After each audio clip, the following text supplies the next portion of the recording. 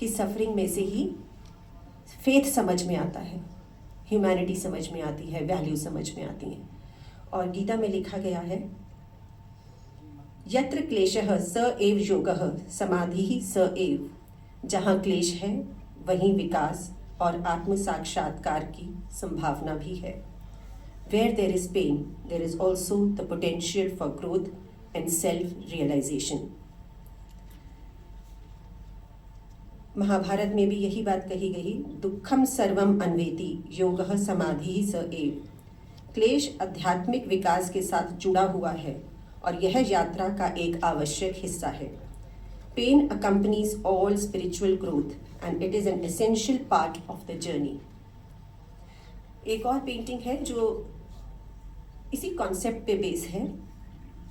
Again यहाँ पर I have shown a dry leaf which is withering into inner purity. Dry leaf के कतरे होते जा रहे हैं, दुख बदलता जा रहा है प्योरिटी में और दुख ट्रांसफॉर्म होता जा रहा है फेथ में। तो दुख के सामने हमें फेथ समझ में आता है। तो जो ड्राई लीफ है वो भुरता भुरता भुरता लोटस में कन्वर्ट हो रहा है और अंधकार से रोशनी की तरफ हम जा रहे हैं। तो आप देख रहे हैं एक साइड पे ब्लैक है, एक साइड पे लाइट है और उसके जो सूखा हुआ जो पत्ता है उसमें से लोटस लीव्स और ग्रीन लीव्स निकल रही हैं। Coming on to the next one, यहाँ पर एक आपको चट्टान नुमा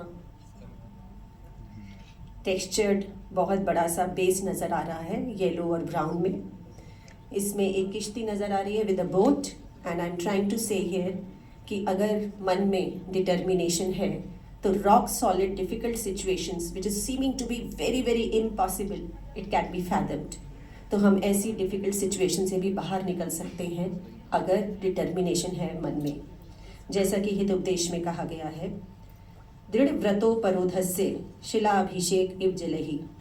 जैसे जल की सतत धारा सबसे कठिन शिला को भी भेद सकती है, उसी प्रकार दृढ़ संकल्प और आशा से हम सबसे कठिन समस्याओं को भी पार कर सकते हैं। That is, just as water can pierce even the rock solid difficult situations with persistence, similarly determination and hope can overcome even the most difficult problems. Now coming on to